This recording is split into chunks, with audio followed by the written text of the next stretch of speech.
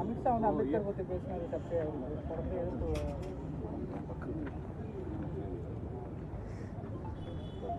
ஒரு மக்கள் பிரச்சனை அது பேசப்படும்போது உன்னை பயன்படுத்தி திசை திருப்புறது தான். இதை ஐயா கருணாநிதி அவர்களும் பேசிட்டாங்க. அம்பேத்கரை பற்றி பேசி தன்னலவாதிகள் அரசியல் செய்கிறாங்கன்னு பேசிட்டாங்க. அதை இன்னைக்கு அமித்ஷா வேற இடத்துல இருந்து பேசுறது. அவங்களுக்கு இப்போ நமக்கு ஒரே ஒரு கேள்வி தான், அது கடவுளை பற்றி பேசினாலும் சொர்க்கத்துக்கு போகலான்றாரு. ஒரே கேள்வி தான், உயிரோடு இருக்கவனுக்கு சோறு போடாத கடவுள் செத்த பிறகு சொர்க்கம் தரும்னு நான் எப்படி நம்புறது? எங்கள் தாத்தா ஜீவானந்தர் சொல்கிறார், அழகும் நிறைவும் கொண்ட ஒரு வாழ்க்கை இருக்குது, அந்த வாழ்க்கையை இந்த பூமியில் என் மக்களுக்கு கொடுக்க நான் பாடுபடுறேன். சொர்க்கத்தில் போய் தேடக்கூடாது, நல்ல வாழ்க்கை சொர்க்கத்தில் இருக்கணும். இருக்கிற இந்த பூமியில் மக்களுக்கு சொர்க்கத்தில் நீங்கள் என்னென்னலாம் கிடைக்குதுன்னு சொல்லி வைக்கிறீங்களோ அந்த வாழ்க்கையை இங்கே கொடுக்கறதுக்கு போராடணும். அப்படி போராடல ஒரு பெருமகன் தான் அண்ணல் அம்பேத்கர் அவர்கள். அவர் பேரை சொல்லி இது கிடைக்காதுன்னா நீங்கள் கூட தான் உங்கள் கடவுள் பேரை சொன்னீங்க, அயோத்தியில் நின்னீங்க. கடைசி அம்பேத்கர் பேரை சொன்னவர் தான் ஜெயிச்சார். இப்போ நாங்கள் யார் பேரை சொல்ல? கடவுள் பேரை சொல்லி தானே நீங்கள் நின்னீங்க அயோத்தியில். அவர் அம்பேத்கர் பேரை சொன்னவர் வென்றுட்டார். இப்போ யார் வலிமையானவர்? இப்போ நாங்கள் யார் பேரை சொல்ல? இது பிரச்சனை மக்களினுடைய பிரச்சனை. அதை பேசாமல் இன்னைக்கு தத்தளிச்சுக்கிட்டு இருக்கு தமிழ்நாடு. பாதிப்புக்கு ஆளாயிருக்குன்னு கூட நீங்கள் காட்ட விடுறதில்ல, காட்டவும் நீங்கள் செய்கிறதில்ல. தென் மாவட்டங்கள் முழுக்க போச்சு, தூத்துக்குடி திருநெல்வேலி எல்லாம். வட மாவட்டங்களில் எந்த பகுதியும் இல்லை. திண்டிவனமோ நாமக்கல்லோ இது திருவண்ணாமலையோ கடலூரோ எங்கே இருக்குது எல்லாமே. அதை காட்டினா கூட மற்ற தொண்டு நிறுவனங்கள் போய் தன்னார்வலர் போய் செய்வாங்க. எல்லாரையும் பாட்டன் முப்பாட்டன் சொல்கிறேன். நீங்கள் நேற்று கோவையில் போய் பாஷா அப்பான்னு சொல்லி பேசியிருக்கீங்க, அது சர்ச்சையாக இருக்குது. அப்பான்னு தானே கூப்பிடுவேன். இப்போ அப்பான்னு தானே கூப்பிடணும். பாஷாவுக்கு ஒரு அப்பா இருப்பார்ல, அவரை தாத்தான்னு கூப்பிடுவேன். இவரை நான் அப்போ அறிமுகமான சிறையில் 50 நாள் அவரோட இருந்த காலத்துலேருந்து அப்பான்னு தான் கூப்பிடுவேன். ஏன்னா சித்திக்கு என்னோட தம்பி, நான் அப்பான்னு தான் கூப்பிடுவேன். அதனால அப்பான்னு தான். அதில் என்ன சர்ச்சை இருக்குது? அப்பாவை அப்பான்னு கூப்பிடுறது. 85 வயசு அப்பாவுக்கு அப்பான்னு தான் கூப்பிடுவேன். அனுமதி தந்திருக்க கூடாது. இப்போ ஒரு கேள்வியை நான் உங்கள் எல்லாத்தையும் கேட்குறேன். நீங்கள் எல்லாரும் மனச்சான்றோட சொல்லுங்கள். இப்போ அப்பா பாஷா அவர்களுடைய உடலை எடுத்துக்கிட்டு போகணும். எப்படி எடுத்துகிட்டு போகிறது? வண்டியில் வச்சுட்டு வண்டியை மட்டும் தனியாக அனுப்ப முடியாதுல்ல. உறவுகள் இருப்பாங்க, உடன் பிறந்தவங்க இருப்பாங்க. அவர் மேலே நம்பிக்கை வச்ச அன்பு வச்ச ஒரு கூட்டம் இருக்குது, மக்கள் கூட்டம். பின்தொடர்ந்து தானே செல்லும்.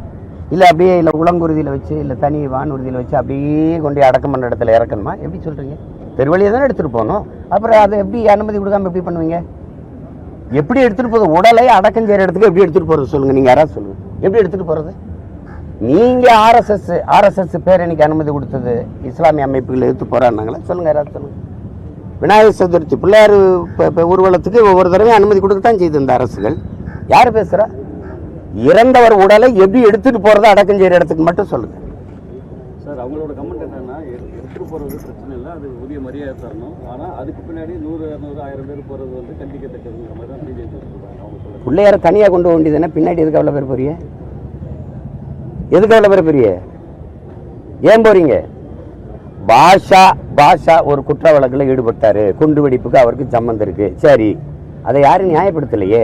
நான் ஒரு கேள்வி கேட்கிறேன். பல்லாயிரக்கணக்கான மக்களை, கர்ப்பிணி பெண்ணை வயிறு கீறி அந்த பிஞ்சு குழந்தையை நெருப்பில் வீசி கொன்னது இருக்கா இல்லையா? குஜராத்தில் பல்லாயிரக்கணக்கான மக்களை கொன்னது இருக்கா இல்லையா? கொன்னதற்கு அப்போது அந்த நாட்டின் முதலமைச்சர், அந்த மாநில முதலமைச்சருக்கும் அப்போது உள்துறை அமைச்சராக இருந்த ஐயா அமித்ஷாவுக்கும் தெரியவே தெரியாதா? நீதிமன்றம் சொல்லலாம், 2 பேருக்கும் தெரியாமலே அந்த கலவரம் நடந்துச்சா? பல்லாயிரக்கணக்கான மக்கள் கொல்லப்பட்டது உண்மையா இல்லையா? அதை மட்டும் சொல்லுங்க. நீங்க சொல்லுங்க, உண்மையா இல்லையா?